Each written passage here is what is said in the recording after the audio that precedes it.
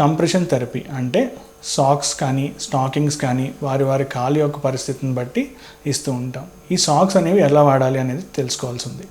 So socks అనేవి నుంచున్నా కూర్చున్నా కాళ్ళకి ధరించుకుని ఉండాలి. సాధారణంగా ఇవి వేళ్ళ దగ్గర నుంచి మోకాళ్ళ వరకు వస్తాయి. ఉదయం లేచిన తర్వాత వీలైనంత తొందరగా స్నానం చేసి ఒక మాయిశ్చరైజర్ క్రీమ్ రాసుకుని ఈ సాక్స్ అనేవి ధరించి అవి మడత ఎక్కడ పడకుండా పాదాల దగ్గర నుంచి మోకాళ్ళ దాకా ఉండేటట్టు చూసుకుని రాత్రి పడుకునే వరకు అవి తీయకుండా ఉంచుకోవాలి. రాత్రి నిద్రపోయే ముందు తీసేసి మరొకసారి స్నానం చేసి మాయిశ్చరైజింగ్ క్రీమ్ రాసుకుని వదిలేసి వీలైతే కాలు కింద ఏమైనా మోకాళ్ళ వరకు దిండు ఎత్తి పెట్టుకొని పడుకోవాల్సి ఉంటుంది.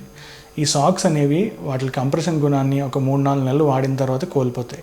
సో ఆ తర్వాత కూడా అవే కంటిన్యూ చేస్తే వాటి వల్ల రావాల్సిన ఎఫెక్ట్ అనేది మన దగ్గర ఉండదు. సో అందుకోసం అని చెప్పి ప్రతి 3-4 నెలలకి ఈ కంప్రెషన్ స్టాకింగ్స్ అనేవి మార్చుకుంటూ ఉండాలి.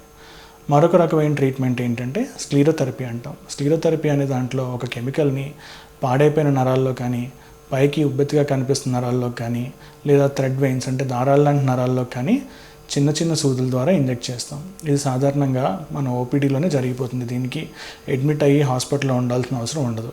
లోకల్ అనెస్థీషియా అంటే అక్కడికక్కడే మత్తు ఇచ్చి చేస్తాం.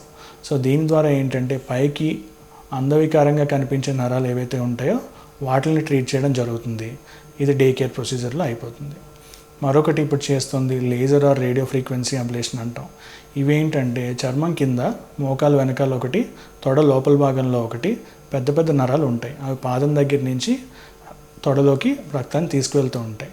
సో వీటిలో వాల్వ్స్ డ్యామేజ్ అయినప్పుడు రక్తం పైకి వెళ్ళకుండా కింద పూల్ అయిపోతూ ఉంటుంది.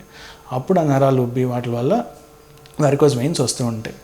సో వీటిని ట్రీట్ చేయడానికి మనం దానికి సూది ద్వారా లోపలికి ఒక లేజర్ ఫైబర్ని పంపి ఏ నరం అయితే పాడైందో దాన్ని మూసివేస్తాం. ఆ మూసివేయడం వల్ల రక్తం వేరే మంచి రక్తనాళాల్లోంచి ప్రవహించి ప్రాబ్లం అనేది తగ్గిపోతుంది.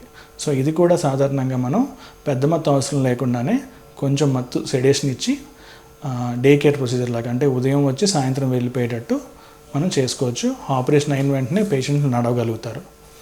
నెక్స్ట్ది డీప్ వెయిన్ స్టెంటింగ్ అంటాం. ఇది దేనికంటే ప్రాబ్లము తొడలో కానీ కాళ్ళలో కానీ కాకుండా పొత్తి కడుపులో నరాల్లో ఉన్నప్పుడు అక్కడ బ్లాక్ ఉంటే కాళ్ళ నుంచి వెళ్ళాల్సిన రక్తం సరిగ్గా పైకి చేరదు హార్ట్కి. అట్లాంటప్పుడు ఆ రక్తనాళాలని సూది ద్వారా అంటే యాంజియోగ్రామ్ ద్వారా మనం ఎక్కడుందో చూసుకుని దానికి ఒక వైర్ పైన బెలూన్ మరియు స్టెంట్ పంపించి స్టెంట్ వేస్తాం. ఆ స్టెంట్ వేయడం వల్ల మూసుకుపోయిన రక్తనాళం ఓపెన్ అయ్యి దాంట్లోంచి రక్తం సరిగ్గా ప్రవహించి ఈ వారికోస్ వెయిన్స్లో ప్రెషర్ తగ్గి ఇవి సాధారణంగా మారుతాయి.